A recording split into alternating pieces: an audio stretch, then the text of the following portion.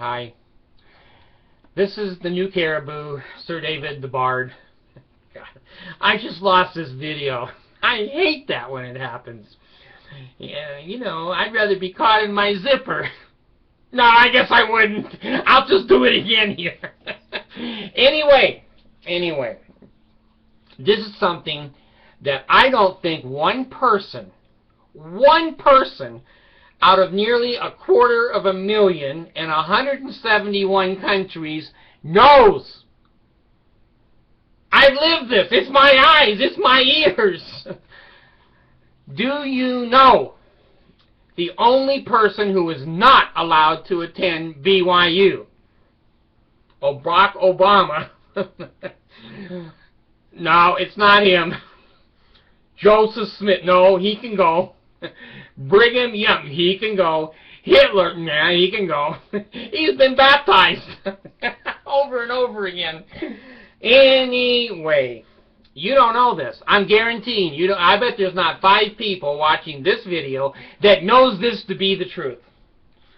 Who cannot go to BYU? A Catholic can go to BYU. A Baptist can go to BYU. Any Muslim or Hindu, Buddhist, they're all able to go to BYU if they have a recommendation from their ecclesiastical leaders that they will, fit and obey the honor code and not touch their penis or their vagina.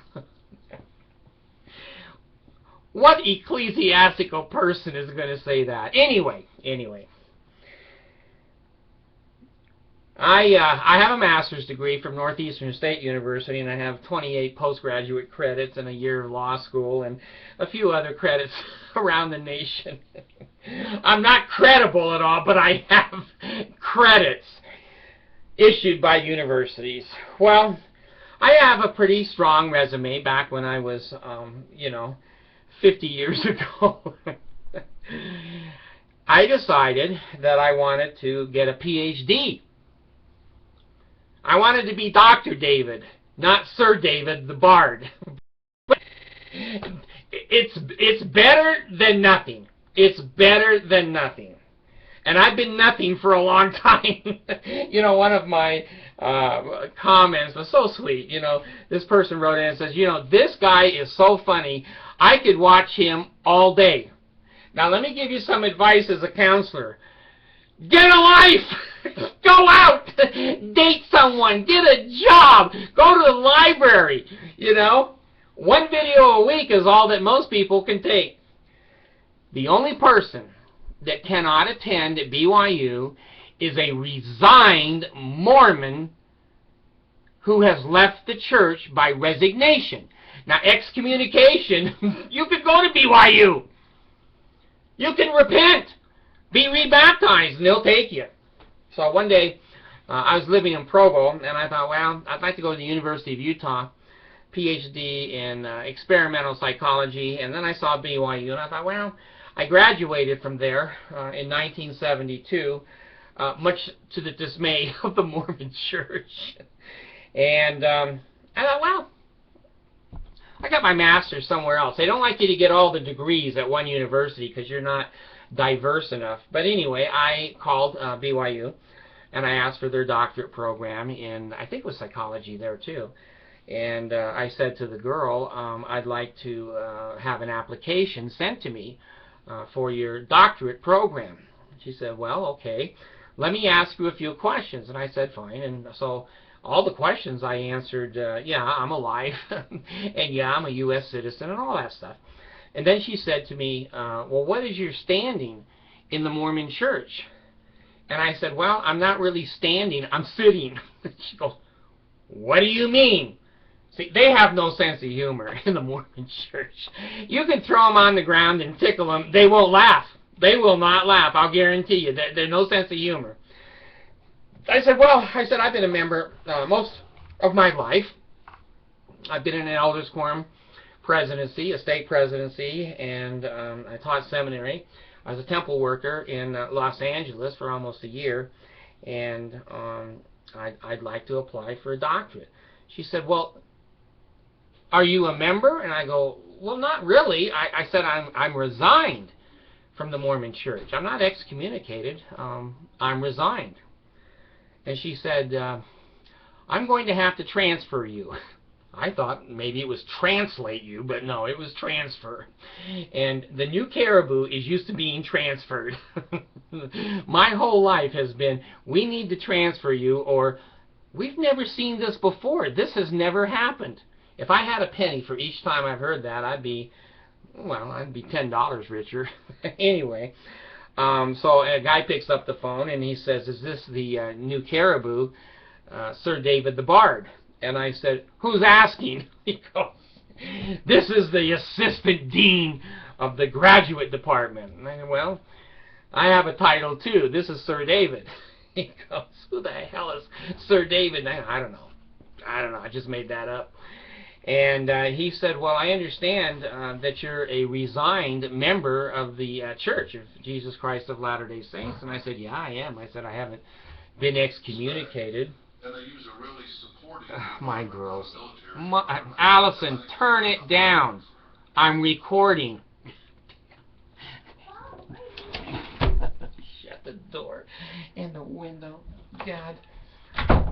Kids, oh God, they keep me alive and they make me happy, but those of you that have kids, no, there's no privacy. So I'm talking to him and he said, well, we have a problem. And I said, well, you do, but I got out of it. No sense of humor again. So he said, well, we can't accept you. I said, well, you haven't even seen my application. You haven't seen my grade point average. You haven't seen where I've graduated. You haven't seen my resume and you know, the strength of my application. He says, well, it's not the strength of your application. We're not going to send you one. I said, okay, do I need to come in and get it? What's the trick here? And he goes, well, the trick is not trick or treat. It's just a trick. You can't be here. And what do you mean I can't be there? Says, you're a resigned member of the Church of Jesus Christ of Latter-day Saints, and you're not admitted on this campus. Well, I have an alumni card in my wallet, and so I go up to the bowling alley and to the show up there at BYU, and I flash the card around, say, hey, here's the new caribou. He's up here. He's up here. Well, I didn't get an application, though.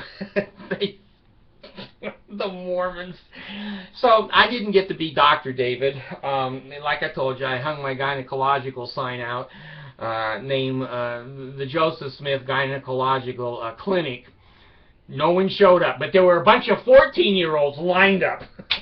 So anyway, this is typical of the Mormon Church. They don't confront you. They're not in your face kind of people. They are sneaky. They're behind the back. They changed their name to protect the guilty, not the innocent, if you remember the old Dragnet show. They are clever people. I used to have, and I still have, some spam. Mormons look on here and go, oh, he's a spam. Well, I used to eat spam when I was young. When I grew up, I could afford real meat. But anyway, they spam me, and YouTube has always checked, and YouTube has always agreed it's not spam. I've never been guilty of spamming. Whatever that is. I don't know. Is it like a piece of meat that throws itself on the computer and he goes, that ain't steak, that's spam? I don't know. But these people are sneaky as hell. You know, they'll key your car. That's the kind of people Mormons are. I was going to put a sign on my car for the presidential election, and it was going to say, Mormons equal cult. Now, do you know how long my car will last in Utah if I do that? Or if I put an Obama sticker on my car, they'll key it, they'll slice the tires, they'll kick the headlights out, you know, they'll do damage that's not already there. They'll look for things. So they're very, very sneaky. You don't know you're getting screwed until after a day or a month or a year, and then you go, whoa, whoa, they screwed me. And, oh yeah, they did. So BYU, why don't they want a resigned person there? Now, I have my own opinion. Obviously, you can have your opinion. My opinion is this. I think resigned people from the Mormon Church are a little smarter than the average bear. They've read a lot of things. They've been a lot of places. They're experienced people, and it's hard to polish shit. And we leave the church. We go, this is not true. We have higher standards than this. We don't marry 14-year-olds, and we don't believe in having 57 wives. And the Mormon Church sees us as a tremendous threat because we have been there. We've been active. I worked in their temple. I know their temple ceremonies, their signs, tokens, and symbols. Pele, ale, they changed that. Oh God, hear the words of my mouth. Bow your head and say yes. Bend over, kiss your ass goodbye. That's one of their ordinances too. So, if you knew this, I'd be surprised. If you didn't know it, I don't think you're surprised. You've heard me talk about the sneakiness of the Mormons. And so this is not something, if you pick up a catalog to go to Brigham Young University, it will tell you that if you have an ecclesiastical letter from your leader of your church, you can still apply and actually attend and be accepted at BYU. Now, if I had resigned from the church and joined the Catholic Church, I still can't get in. Or the Baptist, or the Lutherans, or the Episcopalians, or the Muslims, or Hindus, or Buddha. I'm poison. And they know I'm poison because if I go onto campus and someone starts to jump up and down and bear their testimony of Joseph Smith the prophet, and I say it's Joseph Smith the pedophile, that's going to go through that campus like a cancer. Like a cancer. So cults know how to protect themselves. They really do. And if I was trying to protect a cult, I wouldn't let me in either. If I knew me, I wouldn't let me in. Religion would have nothing to do with it. I go, the Bard? The Bard can't attend here. He'll tell stories on us. And I will.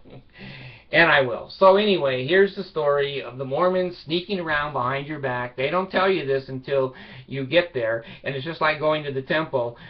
They don't tell you what the ordinances are, that you're going to promise to give everything you have to the Church of Jesus Christ of Latter-day Saints.